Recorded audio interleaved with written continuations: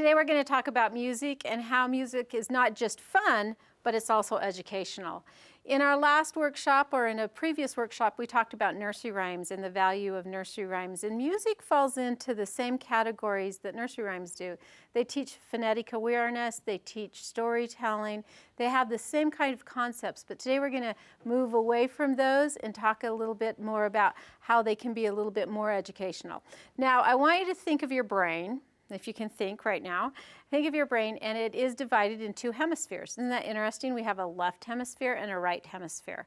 And one thing interesting about music in our brain is that when we sing, or when we dance, or when we move, we're using both sides of the brain, because one side deals with more of the language and the logic and the meaning, where the other side deals more with the creativity and the movement.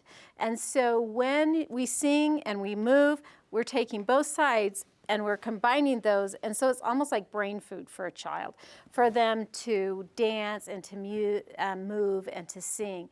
And so one of the things that we do know, research has shown over and over and over again, is that music is very educational, not only for children, but for adults. Just like nursery rhymes, music is very memorable. It helps us learn new things. Once we hear that song, we can put some new words to it, and we can learn very quickly. How many of you have sung or was sung Twinkle, Twinkle, Little Star when you were growing up, okay? And so what we're gonna do is we're gonna start out with this group, and we're gonna start singing Twinkle, Twinkle, Little Star. Now, as I move forward, we're gonna move forward a little bit to another song that we learn just a little bit later in life, and that's the ABC song. And your group is gonna come in with the ABC song, okay? And we're gonna see how just taking a familiar tune, you can learn new words and you can pick up the concept very, very quickly, okay? So here we go. We're gonna sing nice and loud, everyone, so you don't just hear my voice. Twinkle, twinkle, little star, A, B, C, D, E, F, G, H, I, J, K, L, M, N, O, P, Q, R, S, T, U, V, W, X, Y, and Z. Now I know my ABCs. Next time, won't you sing with me? Same tune, okay? Most children that learn Twinkle, Twinkle, Little Star will be able to learn that ABC song very, very quickly. How many of your kids were singing the ABC song by the time they were 2, 2.5, 3? Okay, they were probably singing it like my children, A, D, G, K, L, you know, and LMNOP for a child is one letter, okay?